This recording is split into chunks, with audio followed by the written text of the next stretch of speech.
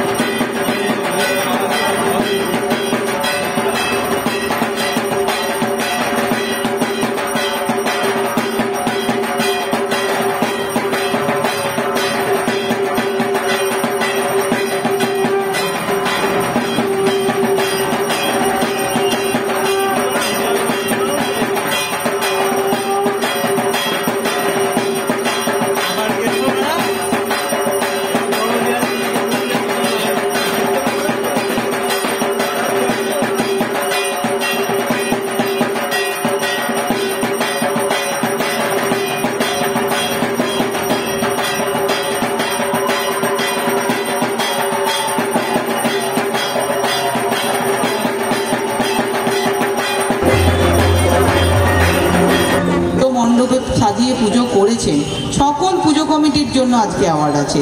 আমাদের ডাক্তারবাবুর জন্য একটা জোরে হাততালি।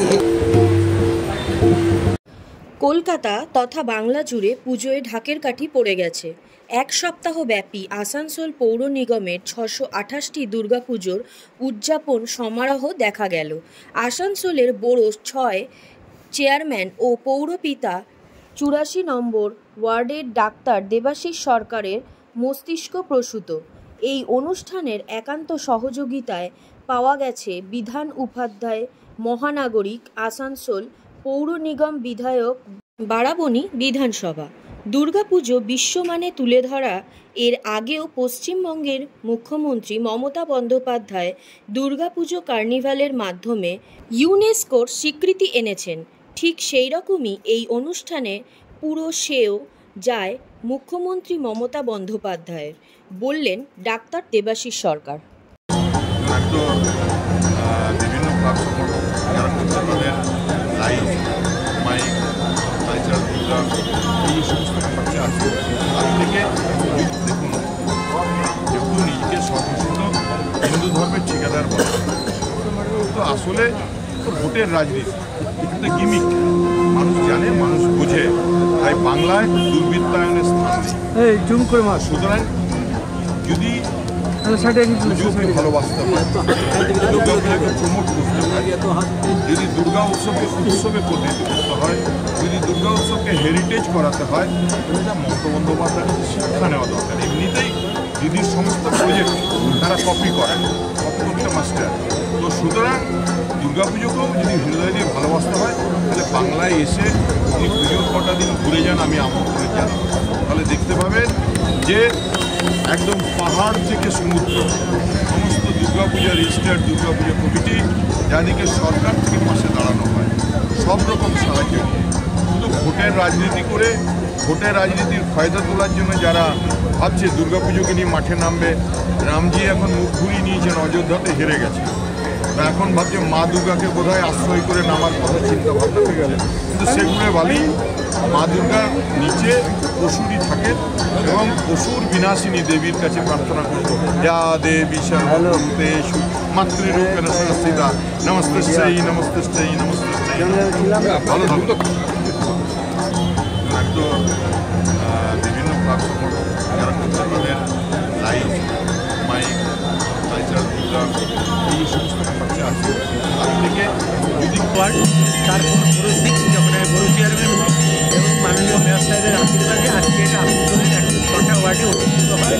সেটা আসানসোল মিউনিসিপাল কর্পোরেশনের সেটা হবে 14 তারিখে রবীন্দ্র ভবনে। তো আজকে আপনারা মানুষের উৎসাহ, মানুষের ভিড় দেখতে পাচ্ছেন। এটা আমার তরফ থেকে আমি মনে করি যারা পুজো করেন বা যারা সামাজিক কাজের সঙ্গে যুক্ত থাকেন, এটা কেবল পুজো কমিটি না, যারা সামাজিক কাজের সঙ্গে যুক্ত থাকেন তাদেরও আমরা আজকে একটা দিনে সম্মানিত করি এবং মানুষের উৎসাহ, উদ্দীপনা এবং সকলের মধ্যে আমাদের দলনেত্রী পশ্চিমবঙ্গের মাননীয় মুখ্যমন্ত্রী শ্রীমতী মমতা বন্দ্যোপাধ্যায় জয়গান করতে পারছি, যেটা খুব কজনকে দিচ্ছে টোটাল আমরা 130টি অ্যাওয়ার্ড আছে মানুষের। এটা করবো না, এটা এবং যারা আউটস্ট্যান্ডিং পারফরম্যান্স কমিটি আছে তাদের দিচ্ছি কিছু হেরিটেজ সাইট এবং কৃষি মানুষজনদের বলতে চাইছি আসানসোল শিল্পাঞ্চলের যে গেলে ভারত ইয়েতে আপনি শিল্পাঞ্চলের বাসীকে কি বার্তা দিতে চান? শিল্পাঞ্চলবাসীদের একটাই ঈশ্বরের কাছে প্রার্থনা করবো তাদের পরিচালনা ভালো কাটে, শান্তিতে কাটে, সকলের বাড়িতে শান্তি বজায় থাকে, যেন এই মুহূর্তে আমাদের দেশে শান্তি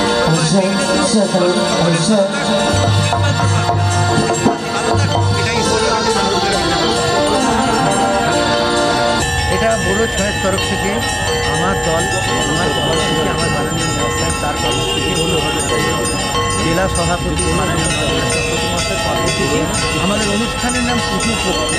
আমরা প্রত্যেক বছর এটা করে থাকি। আমি বড় শিক্ষের তরফ থেকে সকল পুজো কমিটিকে আমি সম্বর্ধনা জানাই, সম্মান জানাই।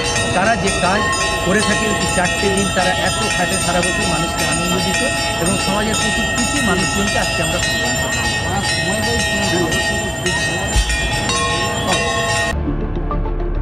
দেখতে থাকুন বাংলা এগিয়ে।